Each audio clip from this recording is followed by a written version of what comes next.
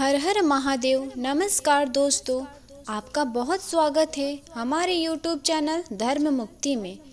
आज हम सावन मास में पड़ने वाली शुक्ल पक्ष की पंचमी तिथि अर्थात नाग पंचमी व्रत कथा सुनेंगे, जिसके सुनने मात्र से ही सारे कष्टों का निवारण होता है और जीवन में आ रही सारी विपदा खत्म होती है। और व्रती को चाहिए कि वह नाग पंचमी व्रत के दिन कथा अवश्य सुने एवं दूसरों को भी सुनाए, जिससे नाग देवता के साथ ही भगवान शिव जी का भी आशीर्वाद प्राप्त होता है। इस कथा को पूरा अवश्य सुने, जिससे जीवन में कष्ट और पीड़ा से मुक्ति मिले और जीवन में खुशहाली प्राप्त हो। तो चलिए हम कथा की शुरुआत करते हैं। प्राचीन समय की बात है, किसी नगर में एक सेठ रहता था जो बड़ा ही धनवान था।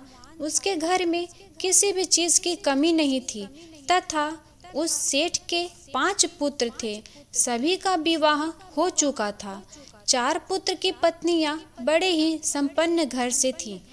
उनका मायका और ससुराल दोनों ही संपन्न था, लेकिन छोटे पुत्र अर्थात 5वें पुत्र की जो पत्नी थी उसका कोई मायका नहीं था।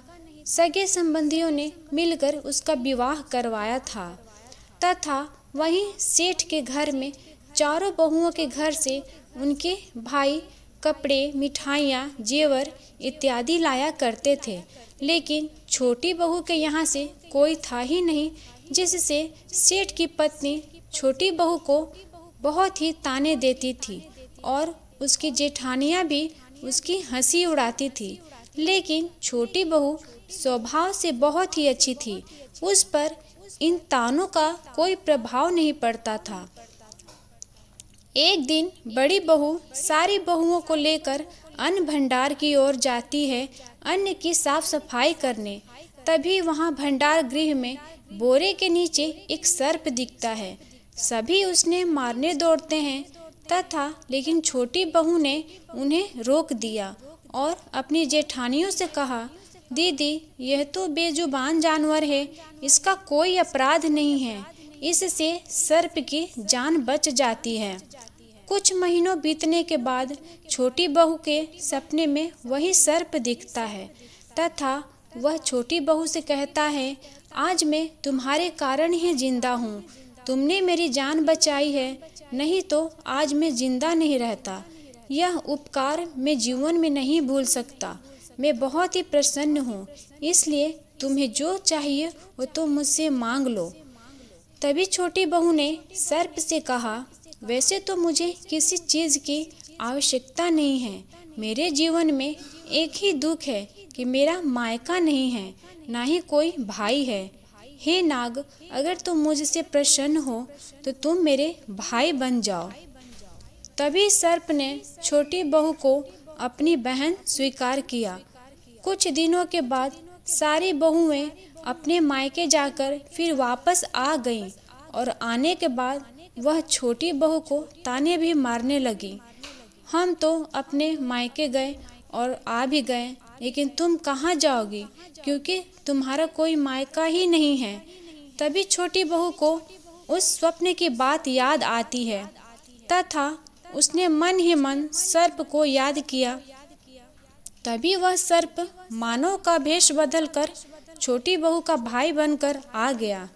सभी देखकर आश्चर्यचकित थे कि लेकिन सर्प ने सभी को विश्वास दिलाया कि वह उसका दूर का भाई है और वह अपनी बहन को मायके ले जाने आया है।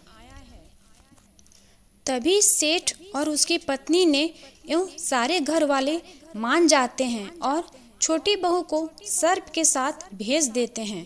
रास्ते में जाते जाते सर्प ने उसे सारा वृतांत बताया और अपने घर गुफा में ले गया और वहाँ ढेर सारे हीरा जवाहरात और धन धान से भरा हुआ था। कुछ महीनों बीतने के बाद छोटी बहू ने अपने ससुराल जाने की इच्छा व्यक्त की एवं सर्प ने भाई बनकर सारे फर्ज निभाए और छोटी बहू को ढेर सारा धन देकर ससुराल विदा किया। ससुराल पहुंचते ही वहां उसे देखते ही सारी बहुएं जल भून जाती हैं और उसके ऊपर गलत आरोप लगाती हैं, अर्थात उसे चोर और चरित्रहीन कहकर उसे घर से निकाल देने की बात कहती हैं। एवं सेठ सेठानी भी कुछ नहीं कहते। तभी छोटी बहू अपने सर्प भाई को मन ही मन याद करती है और रोने लगती है।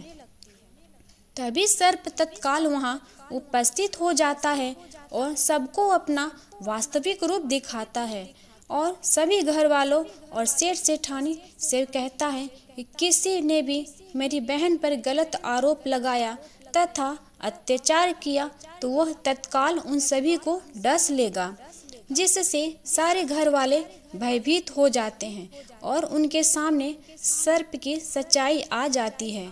किस तरह से सर्प ने अपने भाई होने का कर्तव्य निभाया तथा अपनी बहन को भी ससुराल में सम्मानित किया। तभी से छोटी बहू सर्प को पूजने लगती है और तभी से सर्प की पूजा सावन के शुक्ल पक्ष की पंचमी तिथि अर्थात नाग पंचमी के रूप में मनाई जाती है और लड़कियां सर्प को भाई मानकर पूजा करती हैं।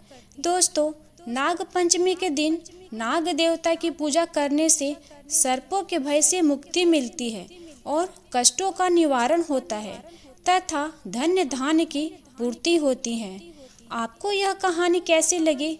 अगर अच्छी लगी है तो वीडियो को लाइक और चैनल को सब्सक्राइब करना ना भूलें। हर हर महादेव। धन्यवाद।